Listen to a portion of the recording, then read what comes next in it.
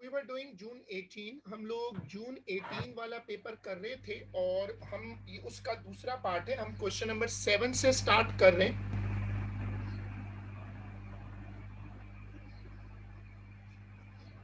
Sir question का year कौन सा है? जून 18 पेपर 1 मैंने ग्रुप पे टैग किया है उसको ना। Thank you. ये मैंने ग्रुप पे उसको टैग किया है। जून 18 1 है। Question number 7, Usama recorded the number of items bought by each of 20 customers at a shop. The results are shown in the table. Number of items bought, उसके बाद number of customers, write down the mode. हमने कल की और पिछली class में discuss किया था कि मोड कैसे डिटेक्ट करते हैं। सबसे पहले डिटेक्ट कर लो हाईएस्ट फ्रीक्वेंसी कौन सी है। ये है हाईएस्ट फ्रीक्वेंसी। जिस नंबर के नीचे ये हाईएस्ट फ्रीक्वेंसी आ रही है उस नंबर को आप हाईलाइट कर लो। ये नंबर क्या होगा? मोड। तो मोड कैसे निकालते हैं? सबसे बड़ी फ्रीक्वेंसी ढूंढो, उसके ऊपर आ जाओ, ये नंबर मोड है। अच्छा, median number of items bought, ये मैंने कुछ लोगों को कल करवाया, कुछ को फ्राइडे को करवाया।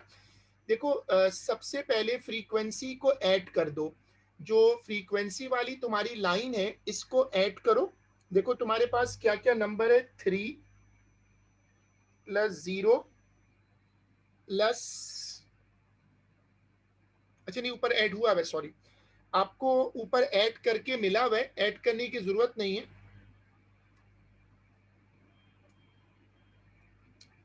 देखो आपको ना ऊपर ऐड करके मिला हुआ है। ये जो आपको दिया हुआ है ये नंबर देखो, ये नंबर है सम ऑफ फ्रीक्वेंसीज। अब ये इवन नंबर है।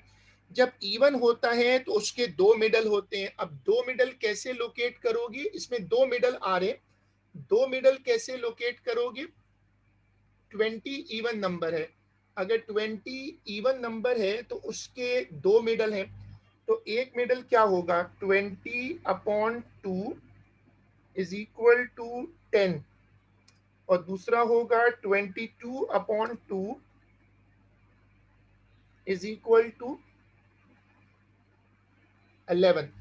तो आपके पास दो टर्म्स हैं जो मिडिल टर्म है। अच्छा, आप इनको ऐसा करो कि यहां से ऐड करना शुरू करो, इस लाइन में चलो और ऐड करते जाओ, ऐसे ना ऐड करते जाओ और देखो कहाँ 10 और 11 क्रॉस होते हैं। 3 +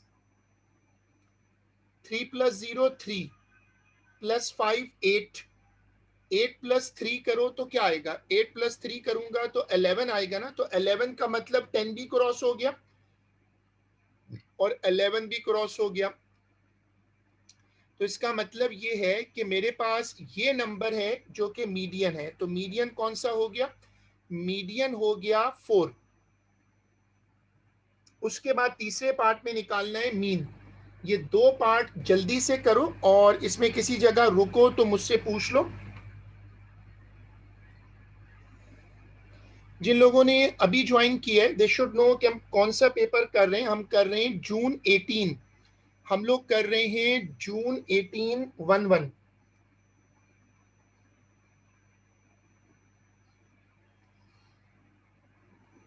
हम लोग कर रहे हैं जून 18 1 मैंने इसके दो पार्ट करवाए हैं। आप लोग दो पार्ट की वर्किंग देखो और यहां से हम आगे चलेंगे।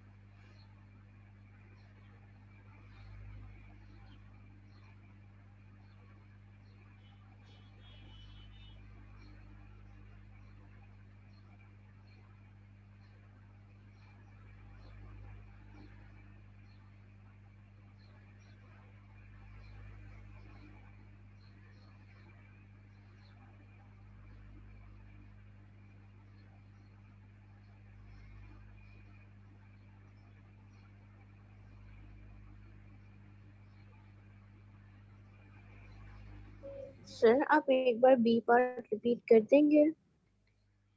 देखो बी पार्ट बहुत सिंपल है। सबसे पहले तुम नोट करोगे कि फ्रीक्वेंसीज का सम क्या है, वो है 20। सम ऑफ फ्रीक्वेंसी है, सम ऑफ फ्रीक्वेंसीज है 20। फ्रीक्वेंसीज का सम 20 है। 20 क्या है? 20 एक इवन नंबर है। 20 एक इवन नंबर है। जब इवन नंबर आता है तो हम उसमें क्या करते हैं, 20 इवन नंबर है, ठीक है। अब इवन नंबर में एक मरतबा 20/2 कर दिया, वो 10 आ गया। 22/2, ये मैंने कल के नोट्स में लिखवाया था ना, n/2 n+2/2। अच्छा, फिर आप क्या करो, यहां से फ्रीक्वेंसी में ऐड करना शुरू करो। 3 + 0 3, +5 8, +3 11। जब आप 11 पे पहुंचे तो 11 पे पहुंचने पर 10 क्रॉस हो गया, 11 क्रॉस हो गया। जिस नंबर में क्रॉस हुआ वो नंबर मीडियन है। जो लोग अब यहां तक पहुंच गए वो पार्ट नंबर सी कर दें। सी आसान है, उसका मैंने फॉर्मूला भी लिखवाया था। पार्ट नंबर सी कर दें।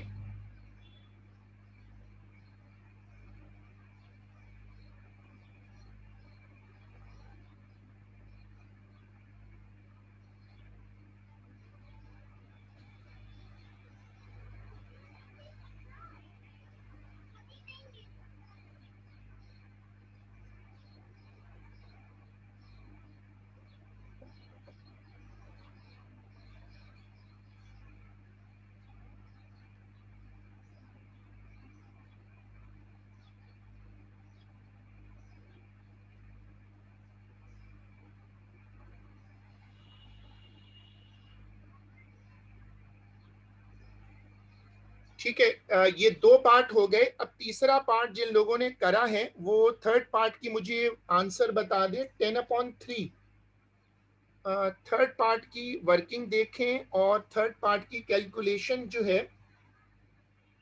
ये सी पार्ट की वर्किंग देख लें, इसका आंसर निकाल लें। मैंने इसका आंसर नहीं निकाला हुआ, आप में से किसी ने निकाला हो तो मुझे बता दे। मैंने वर्किंग की हुई है बट मैंने इसका आंसर नहीं निकाला, तो जरा कैलकुलेशन करके आंसर कंपेयर कर दें।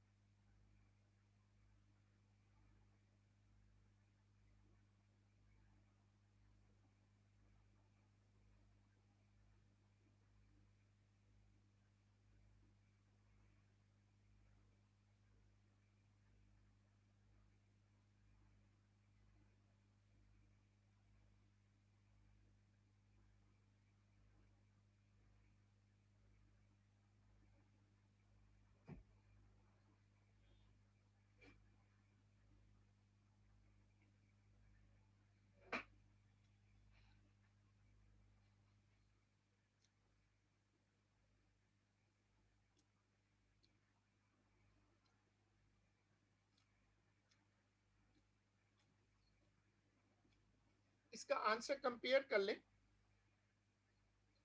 और उसके बाद हम कर लेते हैं इसका part number D. Usama draws a pie chart to show the data. Calculate the angle of the sector on the pie chart represent the number of people who bought 3 items. 3 items ये हैं, देखो 3 items के लोग हैं 5, total कितना है 20। Pie chart का angle कैसे निकालते हैं? आपको याद रखना है कि पाई चार्ट में टोटल एंगल होता है 360। तीन आइटम बाय करने वाले लोग कितने? 5 हैं। तो आप क्या करोगे? 5/20 इंटू 360 कर दो। सब लोग पार्ट नंबर बी करके दो।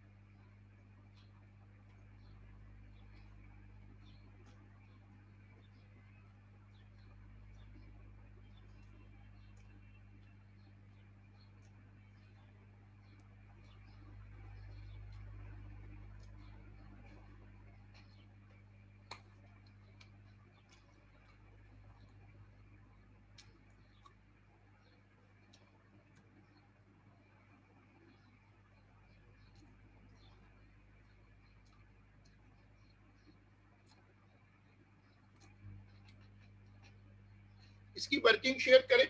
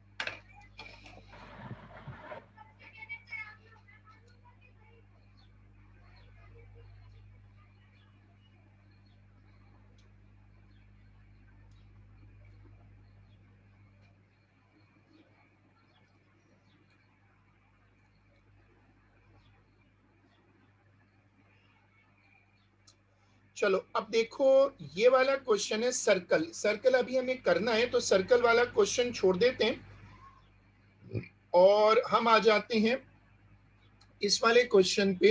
ये है उसके ऊपर लोकस पे। अब लोकस का मैंने आपको समझाया था कि लोकस में आपके पास पेंसिल रूलर हो, 1 centimeter represent 1 meter. A horizontal rail is attached to the outside wall of the barn front from A to B.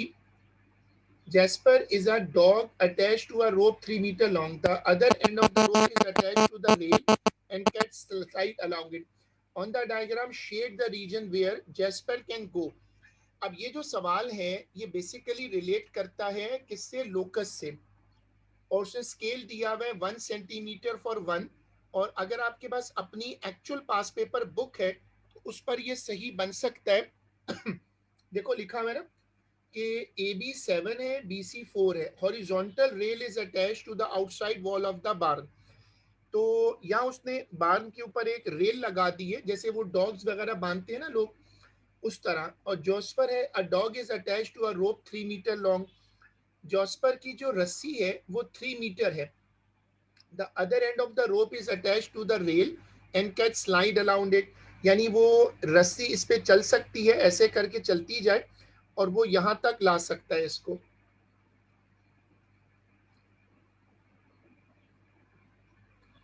ए से बी, उसने जो रस्सी लगाई है वो लगाई है ए से बी, यहाँ लगाई है धरना, और जैस्पर जो है वो इस पे मूव कर सकता है. On the diagram, the other end of the rope is attached to the rail and can slide along it. On the diagram, shade the region where Jasper can go.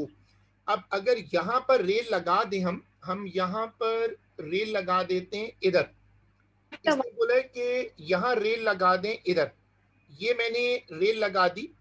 इसके साथ वो कह रहा है एक रस्सी है, जो रस्सी की लेंथ कितनी रख रहा है. रस्सी यहाँ से लेते हैं और इसकी लेंथ है 3 मीटर. अच्छा, जैसे जैसे डॉग मूव करेगा, जैसे जैसे डॉग मूव करेगा, ये रस्सी जो है ना मूव करती जाएगी ऐसे. ये चलता जाएगा डॉग और यहाँ तक रस्सी आ जाएगी. अच्छा, जब यहाँ आएगी तो इस पॉइंट पे पहुंच के रस्सी ऐसे घूम सकती है. वो डॉग ऐसे घूमेगा, यहाँ तक आ जाएगा.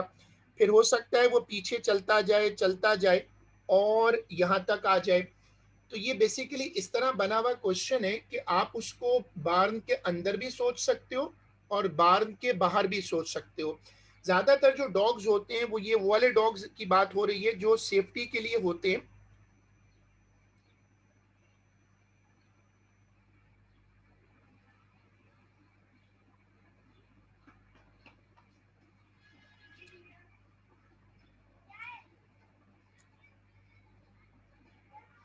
तो अब आप एग्जामिनर को कैसे कन्विंस करोगे, ये एरिया वो मूव कर सकता है और यहाँ मूव कर सकता है, लेकिन आपको ये बनाना एक्यूरेट है. ये रफ ड्राइंग नहीं है. अभी तो आप चाहें तो रफली बना सकते हैं, लेकिन मैंने इसकी डायमेंशंस दी हैं. आप इसको कंपास और रूलर से बनाओ. कंपास और रूलर से बनाओ और बनाने के बाद मेरे साथ शेयर कर लो व्हाट्सएप के ऊपर.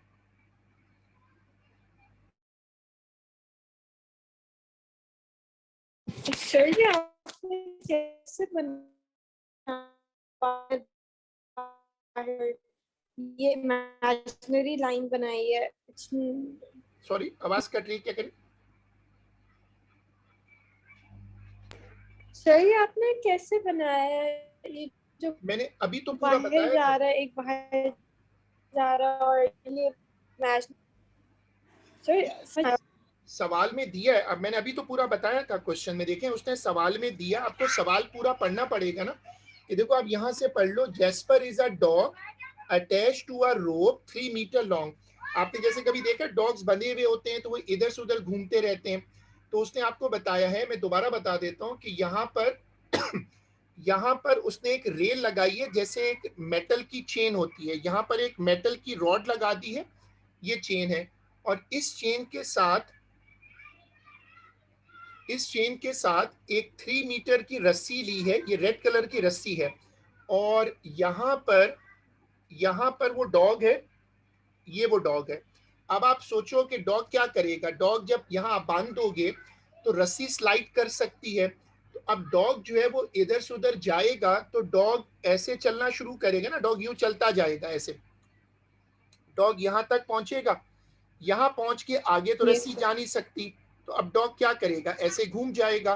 फिर जो डॉग्स का स्टाइल होता है, डॉग यहाँ से फिर वापस आएगा, वापस आता जाएगा यहाँ तक. यहाँ पर रेल खत्म हो जाएगी तो डॉग उस रेल पर आगे जाएगा तो रस्सी ऐसे घूम जाएगी. तो डॉग ऐसे घूमेगा, फिर डॉग यहाँ तक आ सकता है. ये डॉग का कवर्ड एरिया है और यहाँ पर ऐसे घूम सकता है. अगर आप इसको ज़हन में रखो जो मैंने अब समझाया, तो उसने आपसे कहा है कि जितने एरिया में ये डॉग घूम सकता है, जितने एरिया में ये डॉग घूम सकता है उस एरिया को शेड करके दिखा दो. तो ये इमेजिनेशन नहीं है, ये इसने पूरा बताया है. तो डॉग यहाँ से यहाँ तक आएगा, यहाँ घूमेगा और यहाँ घूम सकता है. तो अब ये सबको नीटली बना के दिखाना है कंपास से और रूलर से.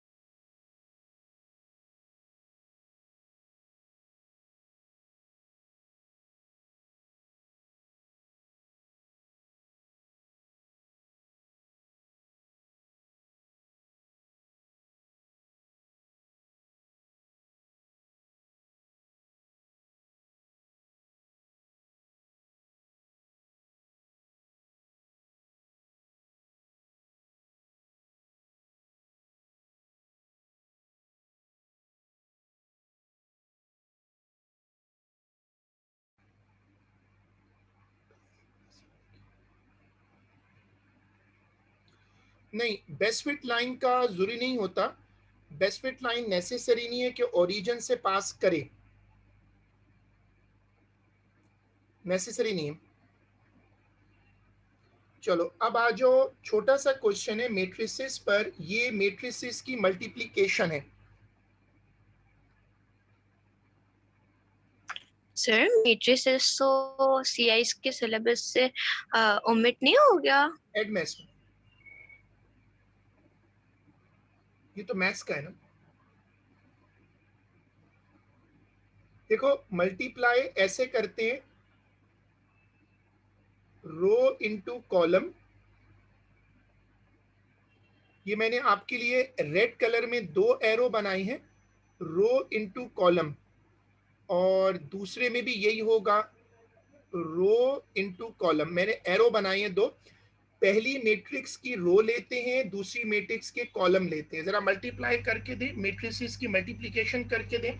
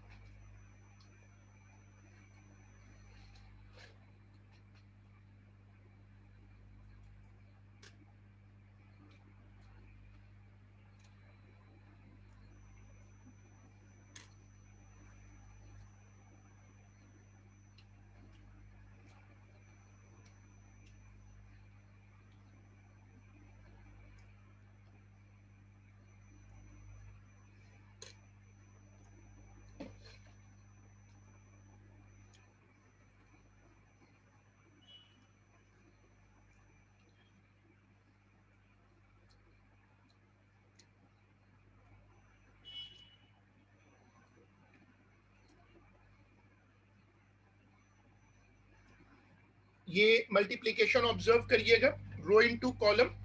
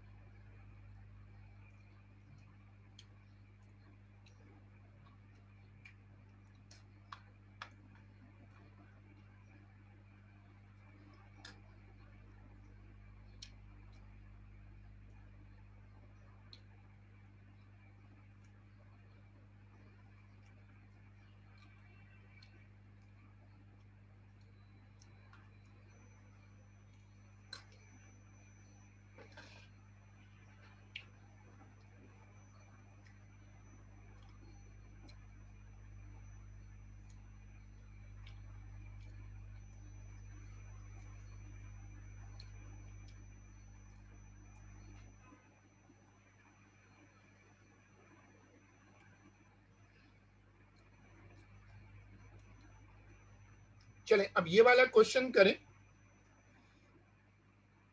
Messier records the color of 100 cars passing the school gate. Black की 43 थी गाड़ियां, ग्रे कलर की 18 थी। Use Bessin's results to estimate the probability the next car seen is a blue car. Blue की probability कैसे निकलेगी? 9, 100 गाड़ियां टोटल हैं, प्रोबेबिलिटी निकालते कैसे? प्रोबेबिलिटी निकालते हैं favourable outcomes upon total outcomes. Yes, 9/100 पहला आंसर हो जाएगा 9/100। दूसरा part, number of those cars that are red, अगले दिन 500 गाड़ियां आ गई, तो आप पहले इसी टेबल से रेड की प्रोबेबिलिटी निकाल लो और फिर उसको इनटू 5 कर दो। उसने सवाल में चालाकी ये की है कि 500 गाड़ियां कर दी हैं, तो पहले पार्ट का आंसर निकालो। पहले पार्ट का आंसर क्या होगा?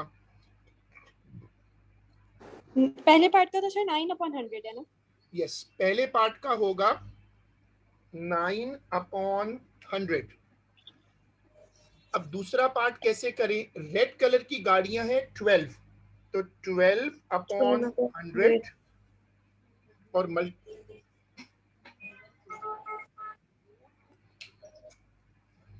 हम करेंगे 12/100 इन मल्टीप्लाई बाय 500। यस।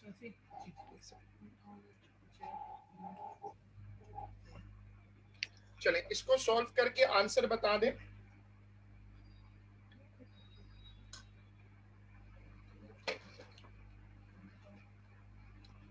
फिर 0.6, सॉरी 0.6, हो सकता है, लेकिन आंसर फ्रैक्शन में दे दो। 6/10। हाँ सही थी। हमने 12/100 क्यों किया? रेड नेक्स्ट आर में तो टोटल 5। हाँ, लेकिन आपके पास टेबल तो वही दिया हुआ है ना, आप इस टेबल में आकर देख लो कि रेड गाड़ियों का डेटा कितना है। और सर 500 क्यों? 12/100 मल्टीप्लाई बाय 5 क्यों? उसको देखो ना, आपने 100 गाड़ियों को 500 का रेशो देखो ना, आपने गाड़ियां किस रेशो से बढ़ा दी। आपने गाड़ियों को 100 से 500 कर दिया ना, तो उसने पूछा है, अच्छा हाँ ठीक है, ये मैंने एक गलती कर रहा हूं, मैंने 500 से मल्टीप्लाई करना चाहिए। सही है, सही है, इसमें गलती हो रही है। ये सही कह रहे हैं, मैंने इसमें गलती की है, इसमें मल्टीप्लाई करना चाहिए 100 से। 500 से। यस, इसमें मल्टीप्लाई करना चाहिए 500 से। इसको करेक्ट कर लें और अब इसको सॉल्व करके 12 देखें आएगा, कितना आएगा। फिर 12 आएगा, 60 आएगा सर, 60। 60 आएगा, ठीक है। बाकी लोग भी चेक करके आंसर बता दें।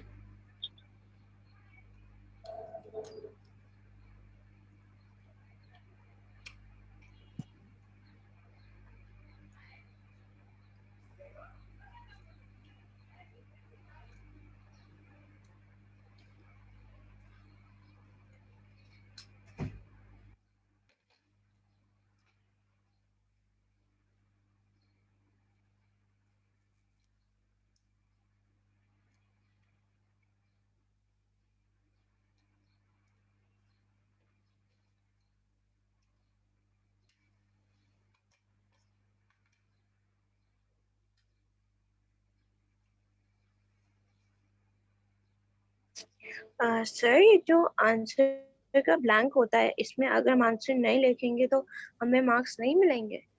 लिखना चाहिए, ना लिखे तो मार्क्स मिल जाते। कभी कभी बीच में आपने कहीं कहीं छोड़ दिया तो सर सही, नहीं, लेकिन कभी कभार अगर आप कॉपी पूरे से पेपर में, नहीं होती है ना। अगर आप पूरे पेपर में ना लिखें तो खतरनाक है। अगर आप पूरे पेपर में नहीं लिखते तो फिर ये खतरनाक है, एक आध जगह छोड़ने कुछ नहीं होता। चलो, Colin records the color of the next 100 car passing through the school gate. Use Basson and Colin's combined result to estimate the number of red cars that would be seen when 500 cars pass the school gate. अब ये वाला part करके दो, part number C. Part number C जरा सोच के करना है। ऊपर वाले का आंसर 60 आ गया था।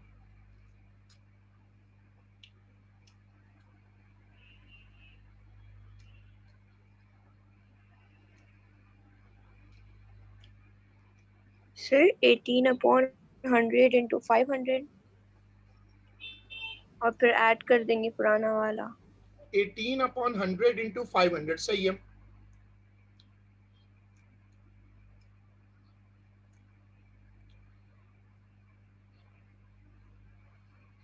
अब दोनों को ऐड क्यों करें? यहाँ पे बोला है कि कंबाइन रिजल्ट्स।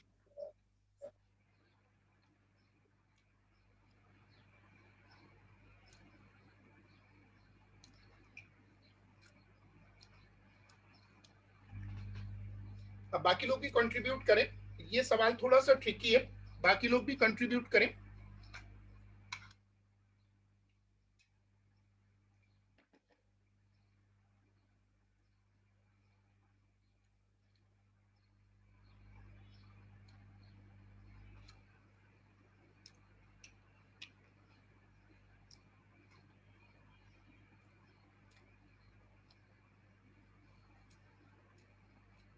अब ये 150 एक ऑप्शन आ रहा है,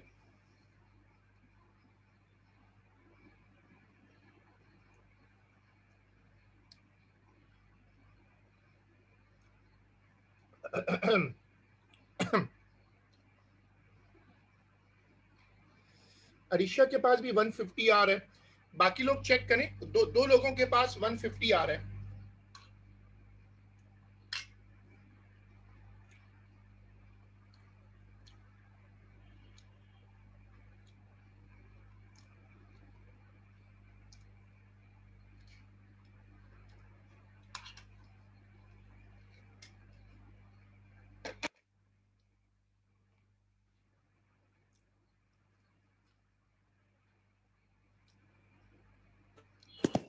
हाँ, जो 150 में Yes, गलती and Cullen's combined result. तो हाँ बताओ तो क्या हमें ऊपर से बेसिया कलन का नहीं लेना चाहिए रेशो, लाइक ऊपर जो एक टेबल दिया हुआ था पहले उसमें से बेसिया कलन के भी वैल्यूज लेने चाहिए ना।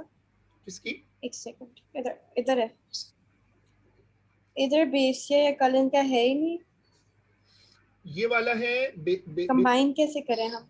अब ये थोड़ा सा ट्रिकी है ना, इसमें रेड कलर ओके ये रहा, यस।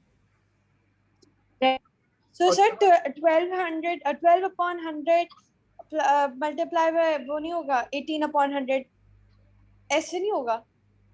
नहीं, ट्राई करें, लेकिन इसकी लॉजिक क्या है? 12 अपॉन 100 इंटू 18, आपको तो प्रोबेबिलिटी निकल आएगी। इंटू नहीं ऐड करेंगे इनफैक्ट, बिकॉज उनका कंबाइंड रिजल्ट निकालना है ना। हम्म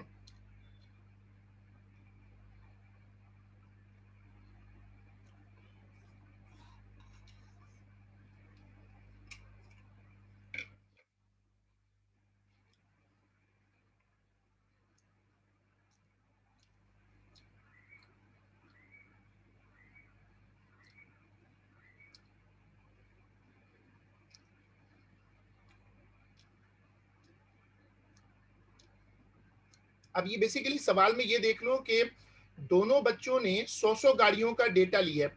अगर दोनों को कंबाइन करता हूं तो आप ऐसे सोचो कि पहले बच्चे ने जो 100 गाड़ियां देखी थी, 100 में कितनी गाड़ियां रेड थी? 100 में कितनी गाड़ियां रेड थी पहले बच्चे के केस में? जो पहला स्टूडेंट है उसको चेक करो, उसकी 100 में कितनी गाड़ियां रेड थी?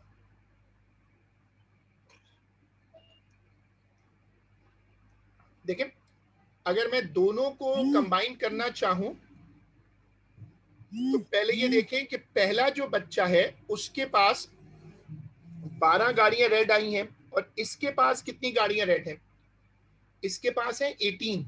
दोनों ने टोटल गाड़ियां कितनी चेक की हैं? दोनों की गाड़ियों को टोटल कर दें 200।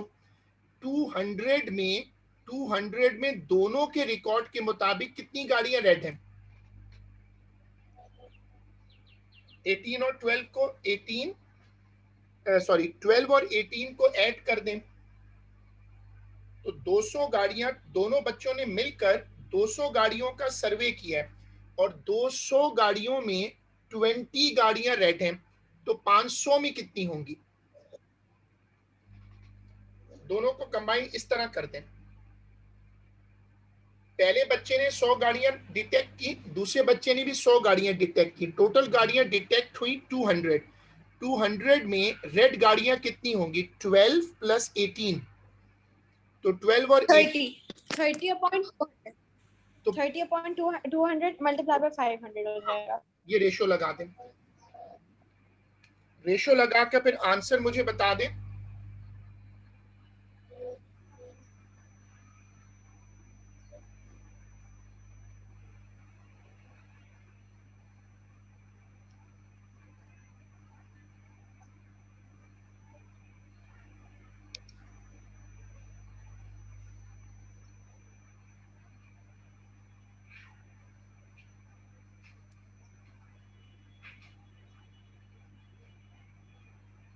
फिर 75 आ रहा है। आंसर अभी किसी और बच्चे ने बताया नहीं।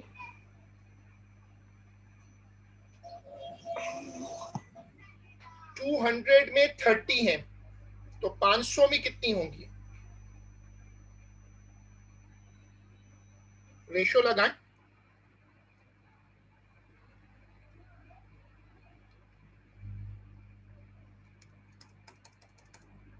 200 में 30 है, तो 500 में मैं ये करना चाह रहा हूं, तो आप लोग मुझे रेशो लगा के दे दो।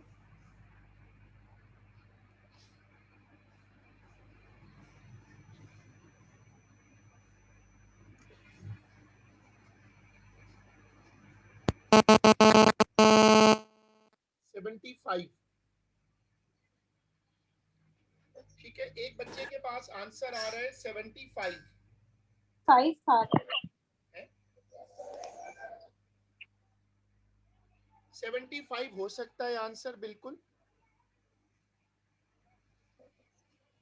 ठीक है। सर पुराना वाला मेथड गलत था, लाइक पहले हम लोग 12/100 into 1500। नहीं, वो लॉजिक बनती नहीं है ना, क्योंकि सर आपकी आवाज जब उसने खुद बताया था सवाल में, उसने खुद कहा था दोनों के रिजल्ट्स कंबाइन करो, तो जब आप दोनों रिजल्ट्स कंबाइन करोगे फिर रेशो लगा सकते हो। दो अलग अलग बच्चे हैं ना, दोनों ने 100 गाड़ियों का डेटा लिया।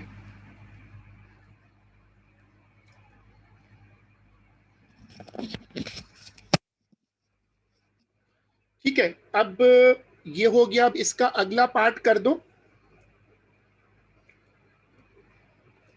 ये वाला।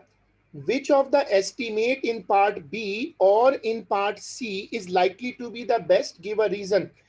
अब बताओ, हमारा पहला आंसर आया था 60, हमारा पहला आंसर आया था 60, और फिर हमारा दूसरा आंसर आया है 75। अब वो ये कह रहे हैं कि बताओ कौन सा आंसर ज्यादा बेहतर है। जाहिर है जिसमें ज्यादा ज्यादा गाड़ियां इन्वॉल्व होंगी, जितना बड़ा सर्वे होगा, जितना बड़ा सर्वे होगा उतनी ज्यादा रिलायबिलिटी होगी। तो आप लिखोगे, अब इसमें मुस्कान बी क्यों कह रही हैं? देखिए, दूसरे वाले में डेटा ज्यादा है, जिसमें ज्यादा डेटा कलेक्ट हुआ उसमें रिलायबिलिटी ज्यादा होती है, एवरेज बेहतर हो जाता है ना जब आप जितनी ज्यादा वैल्यूज लेते हैं। दूसरे में 200 गाड़ियों का सर्वे है और पहले में 100 गाड़ियों के ऊपर बेस कर रहे हैं। दूसरे वाले में, बी वाले में 100 गाड़ियां थी और सी वाले में 200।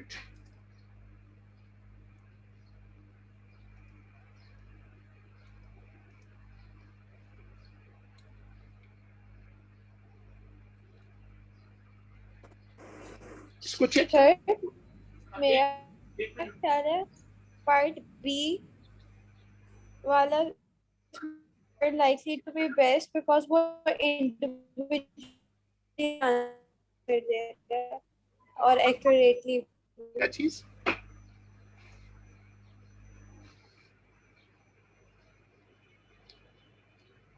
सवाल रिपीट कर दें।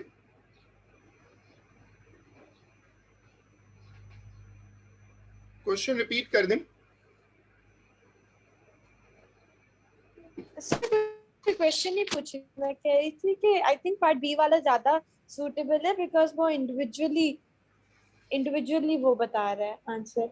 नहीं, पार्ट सी में ज्यादा, देखो एक असूल याद रखो ना, जितने ज्यादा डेटा वैल्यूज होती हैं, फिजिक्स का एक बेसिक रूल है ना, जितने ज्यादा डेटा वैल्यूज रखोगे उतनी ज्यादा रिलायबिलिटी होगी। तो आंसर जो है वो सी है। सी इज द आंसर, क्योंकि सी में 200 गाड़ियों पर बेस कर रहे हो और बी में 100 गाड़ियों पर बेस कर रहे हो। जितनी ज्यादा गाड़ियों पर बेस करोगे आपका डेटा रिजल्ट उतना रिलायबल होगा।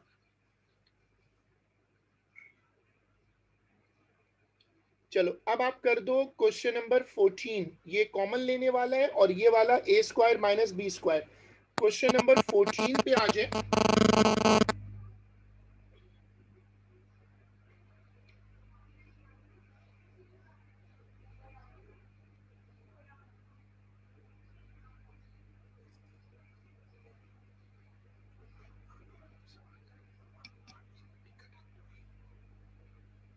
अब ये सिंपल वाला क्वेश्चन मुझे कर दो।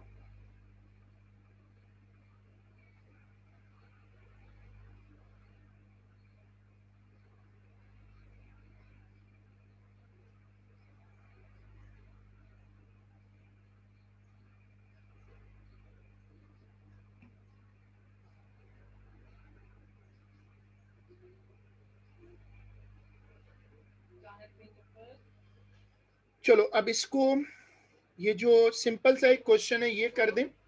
क्वेश्चन नंबर 13 में अभी छोड़ रहा हूं, स्कैटर डायग्राम है, और ये वाला क्वेश्चन हम कर रहे हैं, ये वाला क्वेश्चन।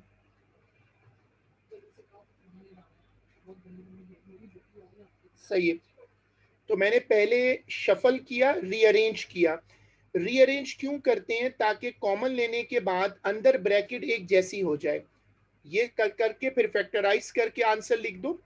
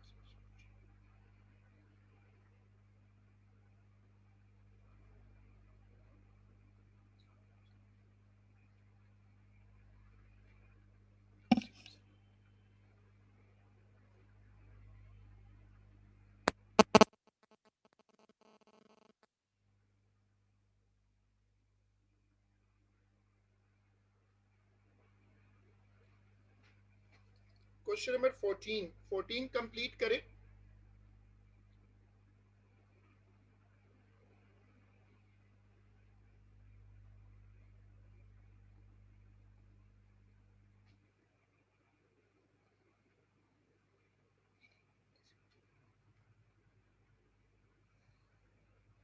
उसके बाद क्वेश्चन नंबर कर दें 15।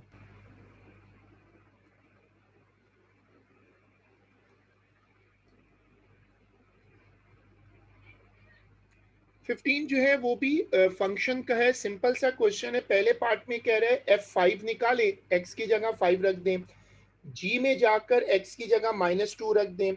ये थोड़ा सा ट्रिकी है, f में जाकर 4x³ -1। तो देखो ये fx है, अंदर जाओ, x की जगह 4x³ -1 रख दो।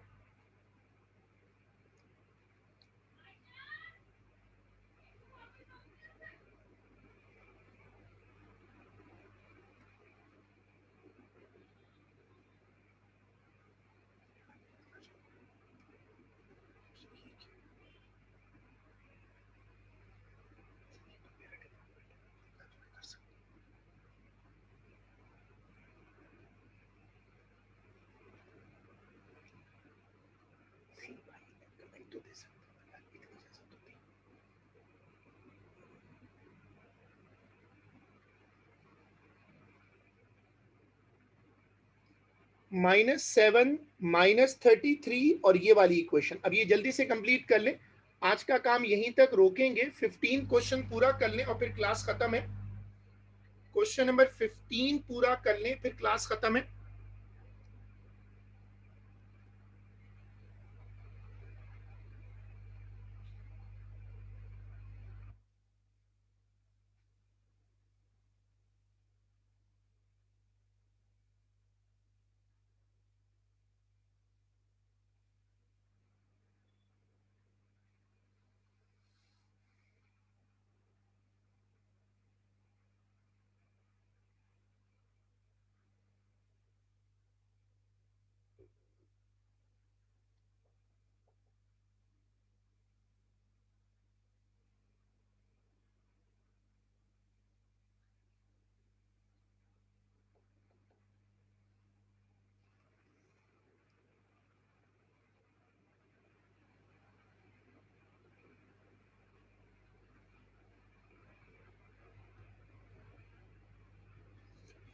ठीक है जी, क्लास यहाँ खत्म है, हम इसको फिर इंशाल्लाह अपनी अगली क्लास में कंटिन्यू करेंगे।